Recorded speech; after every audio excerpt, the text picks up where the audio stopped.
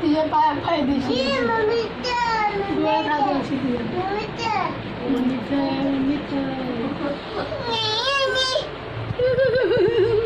आता इगो हट होतो खाली ठेव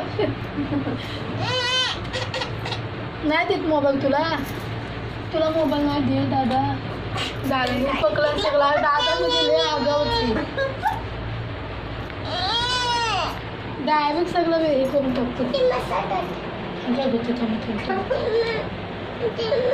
चल शटना जा चल झोपायचं जाते मी स्वप्नीत दादाला बोलतो